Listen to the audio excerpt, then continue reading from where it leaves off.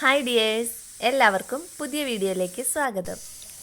ഇന്ന് രാവിലെ തന്നെ ബ്രേക്ക്ഫാസ്റ്റിന് അപ്പമാണ് ഉണ്ടാക്കുന്നത്. അപ്പോൾ ഇന്നലെ മാവ് കലക്കി വെച്ചിട്ടുണ്ടായി, അപ്പോൾ വെള്ളയപ്പം ഉണ്ടാക്കാനാണ്. അപ്പോൾ അപ്പം അവിടെ ചുട്ടുകൊണ്ടിരിക്കുകയാണ്. പിന്നെ പയറാണ് അതിന്, ചെറുപയറാണ് കറിയായിട്ട് ഉണ്ടാക്കുന്നത്. അപ്പോൾ ചെറുപയറാണ് കുക്കറിൽ വേവിക്കാൻ വെച്ചിട്ടുണ്ടായത്. അത് വെന്തിട്ടുണ്ട്. അപ്പോൾ ഉള്ളിയും മുളകൊക്കെ കുത്തി കാച്ചിയിട്ട് വേപ്പിലേക്ക് ഇട്ടിട്ട് പയറും റെഡിയാക്കിക്കൊണ്ടിരിക്കുകയാണ്. പിന്നെ ഇന്ന് കുട്ടികൾക്ക് ക്ലാസ് ഉള്ള ദിവസമായതുകൊണ്ട് തന്നെ ഞാൻ ഡീറ്റെയിൽ ആയിട്ട് പിന്നെ അപ്പം ചുടേണ്ടതൊന്നും അങ്ങനെ കുറേയൊന്നും സമയം വീഡിയോ എടുക്കാനൊന്നും കിട്ടില്ല കേട്ടോ, തിരക്കല്ലേ.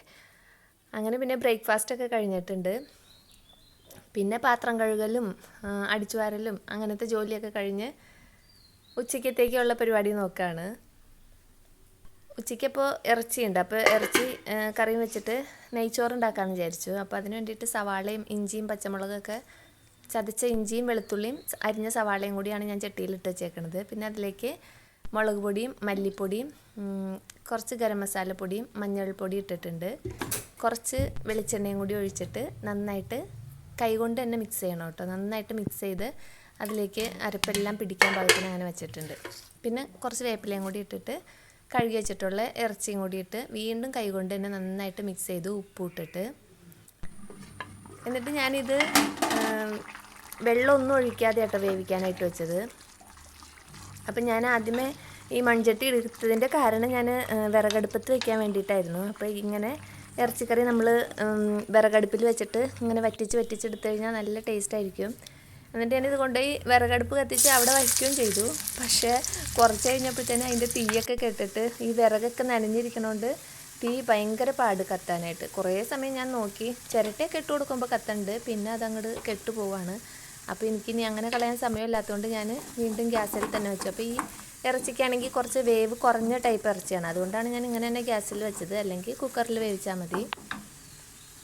പിന്നെ ഞാനിനി അതിലേക്ക് കുറച്ചും കൂടി ഇറച്ചി വേവായിട്ടുണ്ട് കേട്ടോ. അപ്പോൾ ഇനി അതിലേക്ക് താളിച്ചൊഴിക്കാൻ വേണ്ടിയിട്ട് ചുമന്നുള്ളി വട്ടത്തിലരിഞ്ഞതും അതിൻ്റെ കൂടെ തന്നെ ഒരു സ്പൂണ് കുരുമുളക് പൊടിയും ഒരു സ്പൂൺ മല്ലിപ്പൊടിയും ഒരു സ്പൂൺ മുളക് പൊടിയും 3/4 സ്പൂൺ ഗരം മസാലയും കൂടി ആ വെളിച്ചെണ്ണയിൽ തന്നെ മൂപ്പിച്ചിട്ട് വേപ്പിലയും കൂടി ഇട്ടിട്ട് കറിയിലേക്ക് ഒഴിച്ച് മിക്സ് ചെയ്തെടുത്തു കേട്ടോ. അപ്പോൾ പാകത്തിന് ചാറായിട്ട് കുറുകിയ ഒരു പരുവത്തിന് കറിയാക്കി വെച്ചിട്ടുണ്ട്. ഈ കറി ഇനി നമുക്ക് വറ്റിച്ച് എടുത്തു കഴിഞ്ഞാൽ ഇത് ഫ്രൈ ചെയ്യാനും പറ്റും കേട്ടോ. അപ്പോൾ നെയ്ച്ചോറിലേക്ക് ആയതുകൊണ്ട് ഞാൻ അങ്ങനെ വറ്റിച്ചിട്ടില്ല, കുറച്ച് ചാറാക്കി അവിടെ വെച്ചിട്ടുണ്ട്. അങ്ങനെ കറിയുടെ പണിയൊക്കെ കഴിഞ്ഞിട്ടുണ്ട്. പിന്നെ ഇനി നെയ്ച്ചോറ് വയ്ക്കാൻ വേണ്ടിയിട്ടാണ്. അപ്പോൾ പട്ട, ഗ്രാമ്പൂ, ഏലക്ക, പിന്നെ ഒരു പകുതി സവാള, ഇത്രയും സാധനങ്ങൾ നെയ്യും വെളിച്ചെണ്ണയും കൂടി ഒഴിച്ചിട്ട് അതിലിട്ടിട്ട് വാട്ടിയെടുക്കണതാണ്. മസാലയുടെയൊക്കെ അതൊക്കെ ഒന്ന് മൂത്ത് വരുമ്പോൾ അതിലേക്ക് ഒരു പാത്രം ഞാൻ നേരത്തെ എടുത്ത് വെച്ചാൽ ആ പാത്രത്തിൽ ഒരു പാത്രം അരിയാണല്ലോ, അപ്പോൾ അതിന് 2 പാത്രം വെള്ളമാണ് ഇപ്പോൾ ഒഴിച്ചു കൊടുത്തത്. ഇനി ആ വെള്ളം അവിടെ ഇരുന്ന് നന്നായിട്ട് തിളക്കട്ടെ. തിളച്ച് കഴിയുമ്പോൾ അതിലേക്ക് ഉപ്പ് ഇട്ടിട്ട് പിന്നെ ഒരു സ്പൂൺ നാരങ്ങാനീരോ അല്ലെങ്കിൽ വിനാഗിരിയോ ഒഴിച്ചു കൊടുക്കണം. അങ്ങനെ വീണ്ടും അതിലേക്ക് നന്നായിട്ട് മിക്സ് ചെയ്തിട്ട് അരിയിട്ട് വേവിക്കുകയാണ് ചെയ്യണത് നെയ്ച്ചോറിന് വേണ്ടിയിട്ട്. അപ്പോൾ അതിനി അവിടെ ഇരുന്ന് തിളക്കട്ടെ. ആ സമയം കൊണ്ട് ഈ നെയ്ച്ചോറിന് ഗാർണിഷ് ചെയ്യാൻ വേണ്ടിയിട്ടുള്ള സവാള ഫ്രൈ ചെയ്തെടുക്കണം. അപ്പോൾ അതിനായിട്ട് സവാള അരിഞ്ഞ് വെച്ചിട്ടുണ്ട്. ഇനി അത് കുറച്ച് നെയ്യും വെളിച്ചെണ്ണയും കൂടി ഒഴിച്ചിട്ട് ഫ്രൈ ചെയ്തുകൊണ്ടിരിക്കുക കേട്ടോ. അപ്പോൾ ഈ നെയ്യും വെളിച്ചെണ്ണ ഒഴിച്ചിട്ട് ഫ്രൈ ചെയ്ത് ഈ സവാള മാറ്റി കഴിയുമ്പോൾ നമ്മുടെ ചോറ് റെഡിയാവും. അപ്പോൾ ഇതേ വെളിച്ചെണ്ണ തന്നെ നമുക്ക് ആ ചോറിലേക്ക്, നെയ്യും വെളിച്ചെണ്ണയാണല്ലോ, അത് തന്നെ ആ ചോറിലേക്കും കൂടി ഒഴിച്ചു കൊടുക്കാം.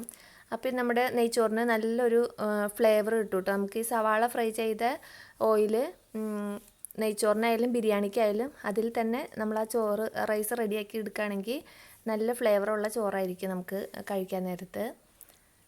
അപ്പോൾ സമയമുള്ളപ്പോൾ ഞാൻ ആദ്യമേ ഈ സവാള ഫ്രൈ ചെയ്ത് മാറ്റിയിട്ട് ആ പാനിലേക്ക് തന്നെയാണ് പട്ട, ഗ്രാമ്പൂ ഒക്കെ മൂപ്പിച്ചിട്ട് അരി ഇട്ട് കൊടുക്കാറ്.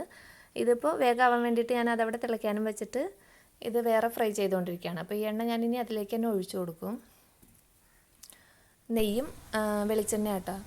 അങ്ങനെ ഇതൊക്കെ ഫ്രൈ ആയിട്ടുണ്ട്. അതിലേക്ക് കുറച്ച് അണ്ടിപ്പരിപ്പും മുന്തിരിയും കൂടി ഇട്ടിട്ട് അതും കൂടി ഫ്രൈ ചെയ്ത് മാറ്റി വെച്ചിട്ടുണ്ട്. അപ്പോഴത്തേനും വെള്ളമൊക്കെ തിളച്ചു. അതിലേക്ക് ഞാൻ നാരങ്ങാനീര് ഒഴിച്ചു കൊടുത്തിട്ടുണ്ട്. പിന്നെ അരി ഇട്ടിട്ടുണ്ട്.